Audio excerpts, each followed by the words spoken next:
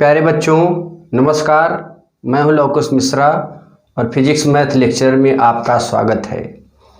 बच्चों आज के इस वीडियो लेक्चर में हम क्लास 11th के चैप्टर 2 का यूनिट एंड मेजरमेंट चैप्टर में मूल राशियां, व्युत्पन्न राशियां, मूल मात्रक, व्युत्पन्न मात्रक और प्रतिध्वनि, उसके बाद हम लोग माइक्रोन, एंगस्ट्रॉम, मानक मीटर, पारसेक, प्रकाश वर्ष, इस तरीके का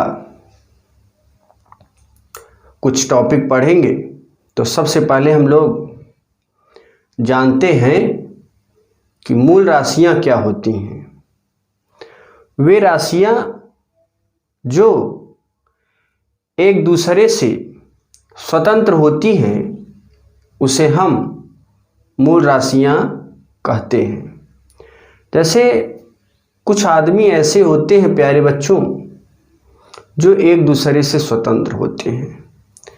जैसे इस कोरोना के दौर में, इस कोरोना जैसे महामारी के संदर्भ में बात करें तो इस समय सोशल डिस्टेंसिंग का पालन हो रहा है। तो ऐसे में जो भी आदमी हैं वो एक दूसरे से स्वतंत्र हैं। जितने ही स्वतंत्र रहेंगे, अलग रहेंगे, उतना ही बढ़िया होगा। तो ऐसा मान लिया जाए कि अगर हम एक दूसरे से फ्री रहेंगे, एक दूसरे से मिले जुलेंगे नहीं, तो वहाँ पर वो जो सोशल डिस्टेंसिंग का मैटर है वही चीज़ इस मूल राशियों में आ जाता है। यानी वे भौतिक राशियां जो एक दूसरे से स्वतंत्र होती हैं, यानी ऐसी राशियां जिनका गुण दूसरे, जैसे एक आदमी है और उस आदमी का वही गुण उस दूसरे आदमी के अंदर ना हो, यानी सभी आदमियों के अंदर गुण अलग अलग हों, तो यह एक दूसरे से क्या है, स्वतंत्र हैं। तो ऐसा हम कह सकते हैं कि वे भौतिक राशियां जो एक दूसरे से स्वतंत्र होती हैं उसे हम मूल राशियां कहते हैं। भौतिक विज्ञान में मैंने 700 से 800 की राशियां बताया था, भौतिक राशियां। लेकिन मूल राशियों में मूल राशियों की संख्या 7 होती है, यानी 7 ही राशि ऐसी होती है जो एक दूसरे से स्वतंत्र होती है। यानी 700 से 800 के जो बीच राशियां होती हैं, उन 700 से 800 के बीच राशियों में केवल 7 राशियां ऐसी हैं जो एक दूसरे से स्वतंत्र होती हैं। तो मैंने क्या कहा, वे भौतिक राशियां जो एक दूसरे से स्वतंत्र होती हैं उसे हम मूल राशियां कहते हैं। जैसे लंबाई, द्रव्यमान, समय, ताप, जो तीव्रता, वैद्युत धारा एवं पदार्थ की मात्रा। तो चलिए लिख लेते हैं मूल राशियां।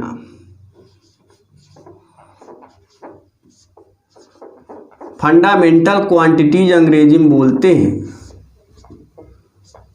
मूल राशियां किसे कहते हैं? वे भौतिक राशियां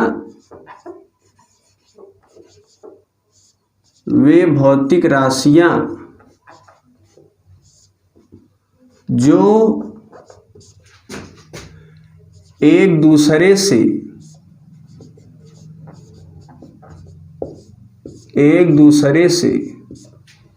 स्वतंत्र होती हैं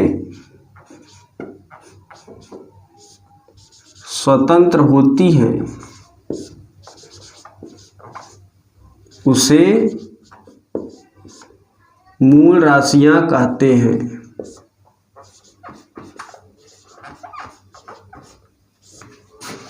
मूल राशियां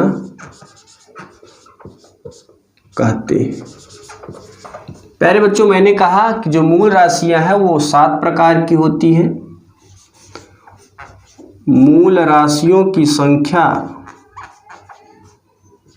मूल राशियों की संख्या 7 होती है।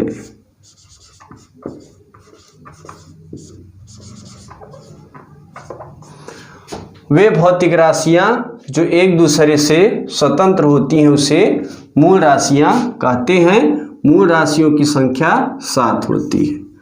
पहला लिखेंगे लंबाई, द्रव्यमान,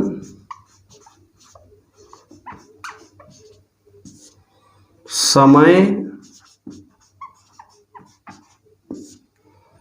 ताप, जो तीव्रता,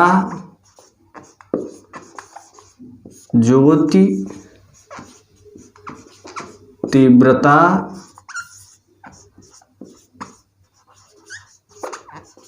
वैद्युत धारा, पदार्थ की मात्रा।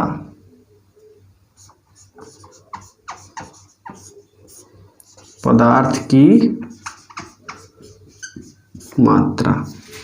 तो प्यारे बच्चों, ये रहा मूल राशियां। अब हम लोग जानेंगे कि इसी मूल राशि के द्वारा एक और भी राशि है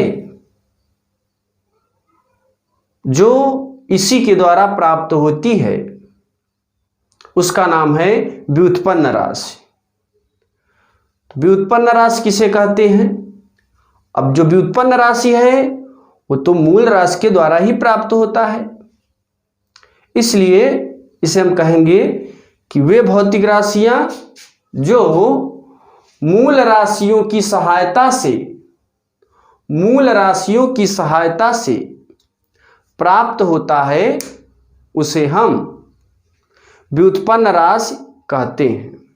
फिर समझिएगा, व्युत्पन्न राशि मूल राशियों की सहायता से प्राप्त होती है, तो वे भौतिक राशियां जो मूल राशियों की सहायता से प्राप्त होता है उसे हम व्युत्पन्न राशि कहते हैं। अंग्रेजी में डेरिवेट क्वांटिटीज।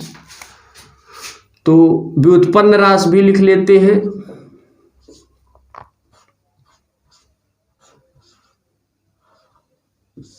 व्युत्पन्न राशि वे भौतिक राशियां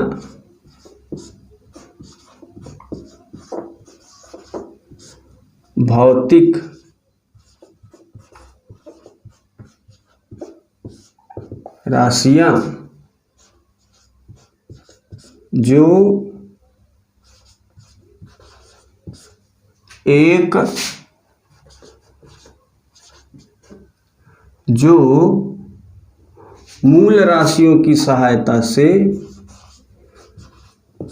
मूल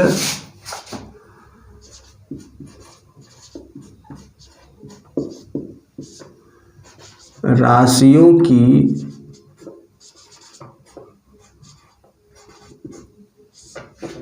सहायता से प्राप्त होता है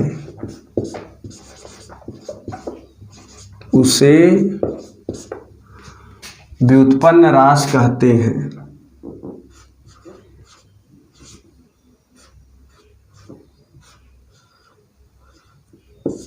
व्युत्पन्न राशि कहते हैं।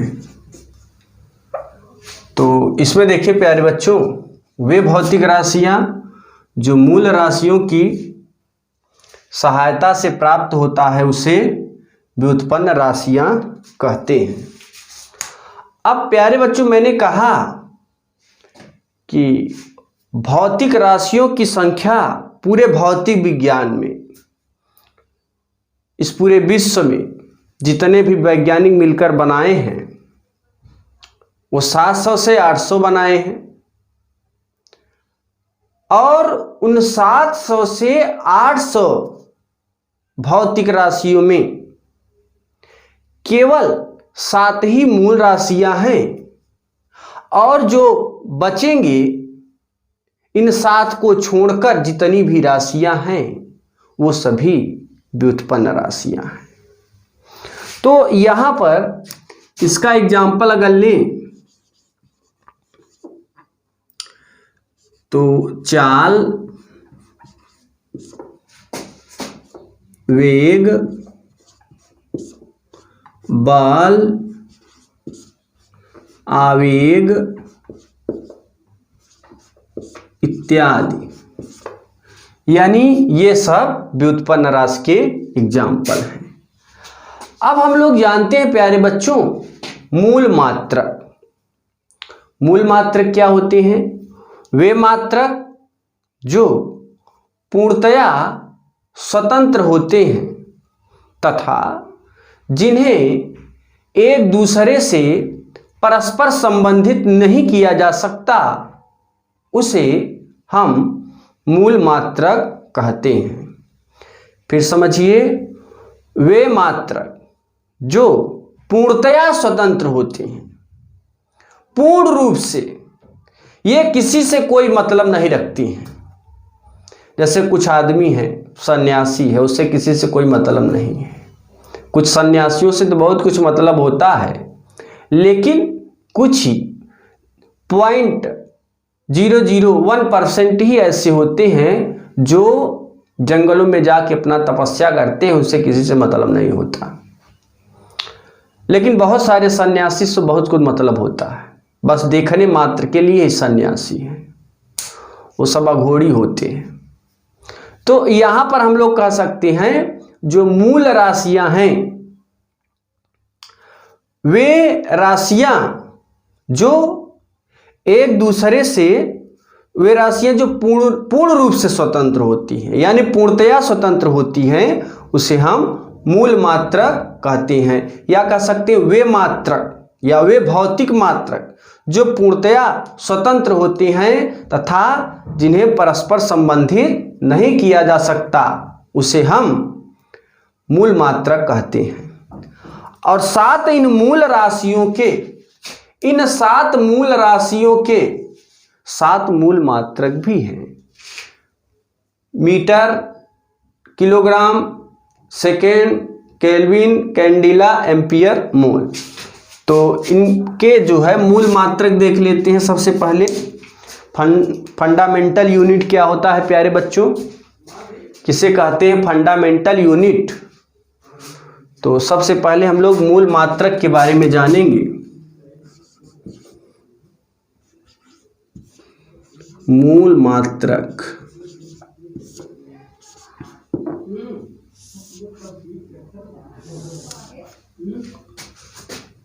वे मात्रक जो पूर्णतया स्वतंत्र होते हैं,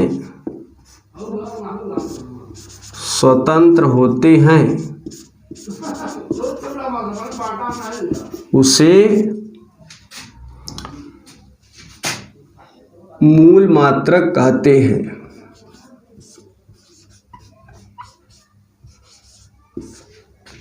मूल मात्रक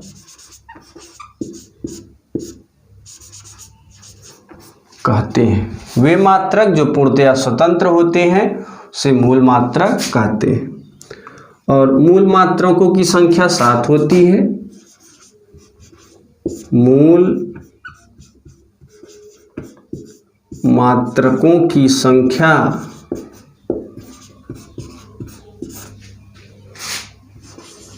कुल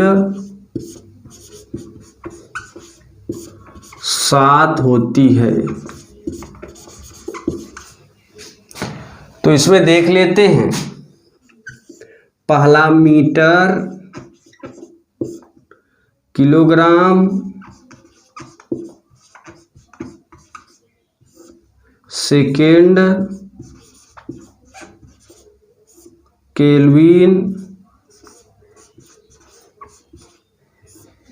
कैंडिला,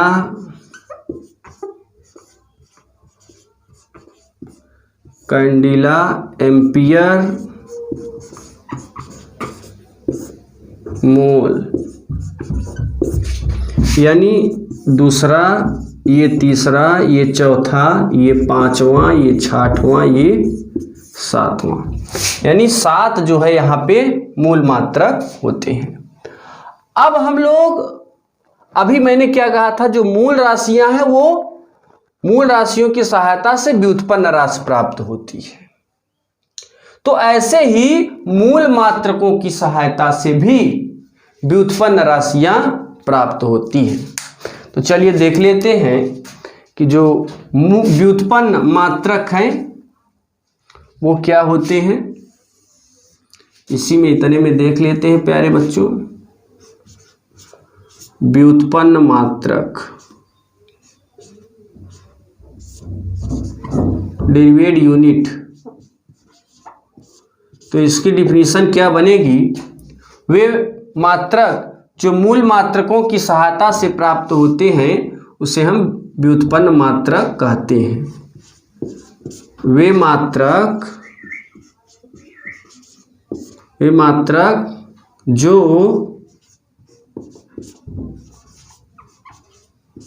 मूल मात्रकों की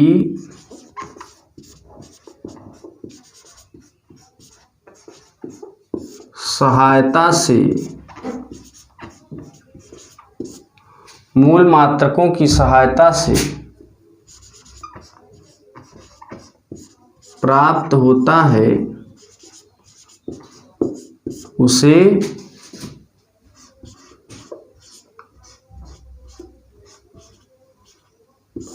व्युत्पन्न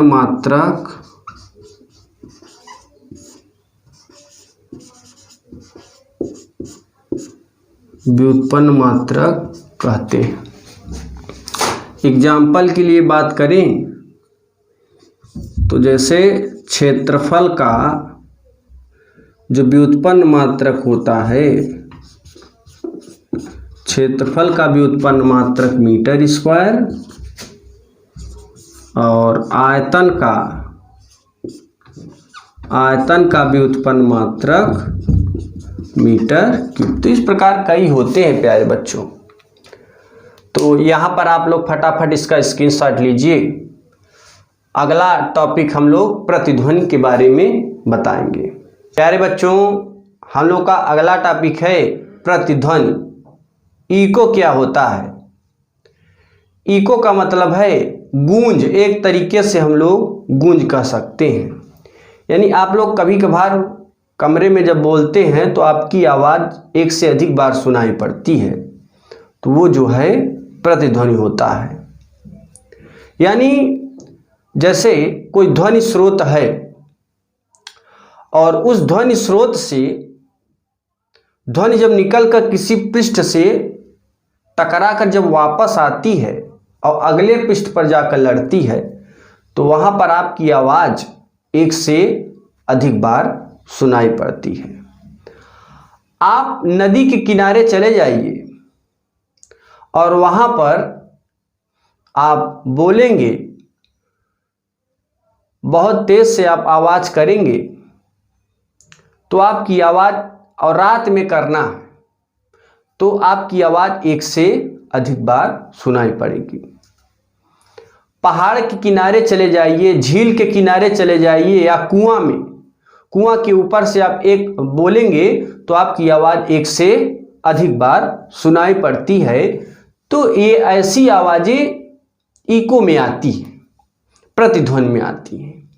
यानी किसी ध्वनि स्रोत से उत्पन्न ध्वनि का किसी पृष्ठ से टकराकर पुनः उत्पन्न ध्वनि को प्रतिध्वनि कहते हैं।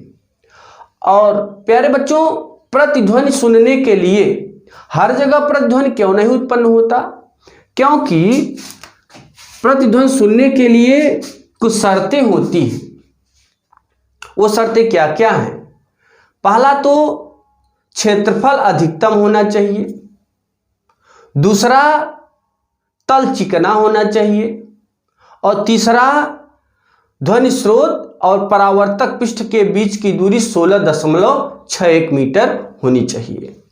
जैसे आपके साइड में कोई बोल रहा है तो उसकी आवाज़ आपके कानों पर 1/10 सेकंड तक उपस्थित रहती है, 1/10 सेकंड। और इसके बाद वो गायब हो जाती है। तो कहने का मतलब ये है कि प्रतिध्वनि सुनने के लिए हम लोग को कुछ शर्तें जानना जरूरी है। चलिए जान लेते हैं कि प्रतिध्वनि होता क्या है। प्रतिध्वनि, इको, ECHO, इको। तो इसकी डिफिनीशन क्या होता है? किसी ध्वनि स्रोत से, किसी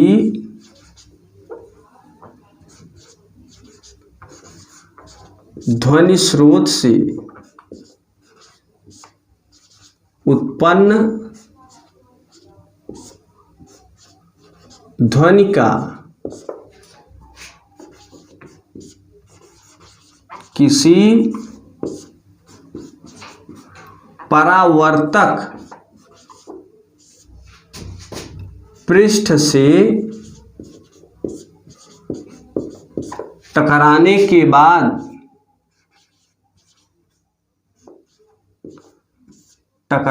के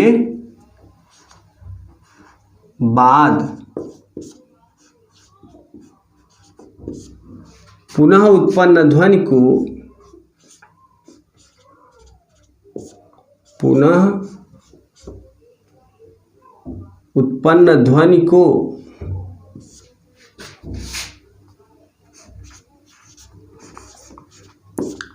प्रतिध्वनि कहते हैं। प्रतिध्वनि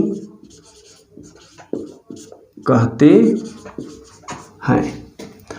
अब देखिए प्यारे बच्चों,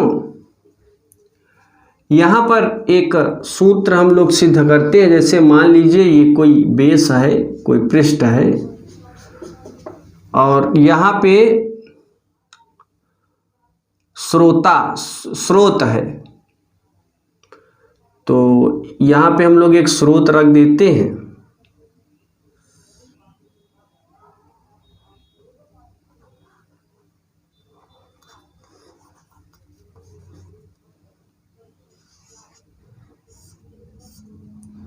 यह आपका स्रोत है और इसी से आवाज़ निकल रही है, और इस स्रोत से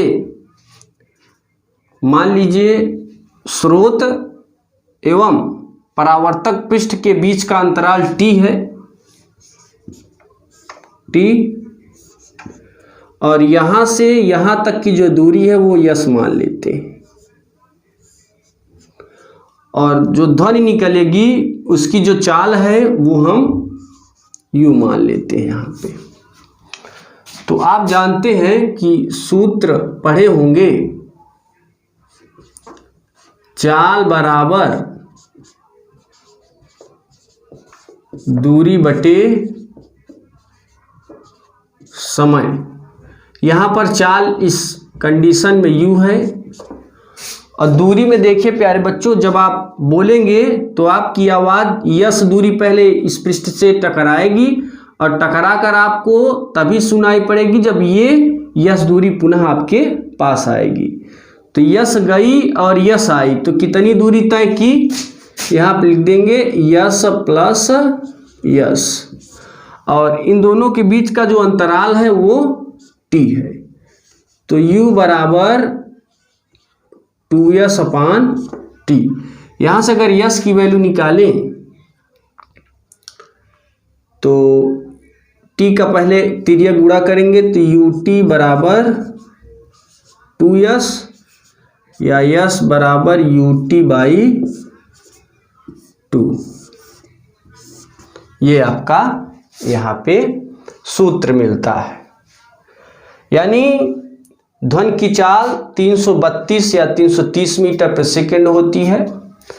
दूसरी चीज, अगर समय दिया है तो आप दूरी निकाल सकते हैं। ये तो हमारा फार्मूला रहा। अब प्रतिध्वनि के लिए कंडीशंस क्या होते हैं? प्रतिध्वनि के लिए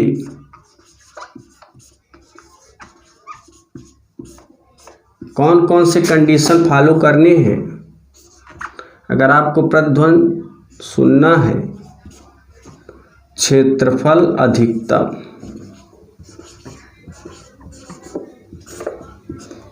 और तल चिकना होना चाहिए। दूसरी चीज, ध्वनि स्रोत एवं परावर्तक पृष्ठ के बीच की दूरी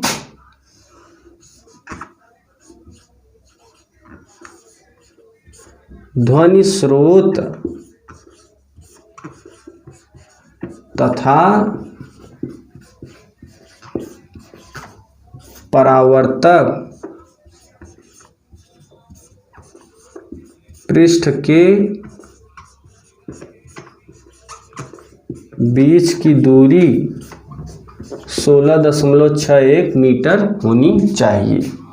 यानी ये 3 कंडीशन होना तय है। अगर ये नहीं होगा तो सही प्रतिध्वनि उत्पन्न नहीं होगा। हालांकि थोड़ा बहुत उत्पन्न होगा लेकिन सही नहीं उत्पन्न होगा। अब देखिए, जो सेमिनार होते हैं, बड़े बड़े हॉल होते हैं, सिनेमा होते हैं, वहाँ की दीवारें चिकनी नहीं बनाई जाती, क्योंकि जो लाउड स्पीकर लगे होते हैं, अगर आवाज़ एक बार निकलेगी तो बार बार गूंजेंगी, तो वो जो सुनने वाले हैं, जो दर्शक हैं, उनको सही सुनाई नहीं पड़ेगा। इसलिए वहाँ की जो दीवारें होती हैं वो खुरदुरी बनाई जाती हैं। तो प्यारे बच्चों, ये हमारा टॉपिक कंप्लीट होता है। और आप हमारे चैनल पे नए हैं तो चैनल को कर लीजिए सब्सक्राइब, ताकि आपको 10th, 11th और 12th की फिजिक्स मैथ आसानी से मिलती रहे।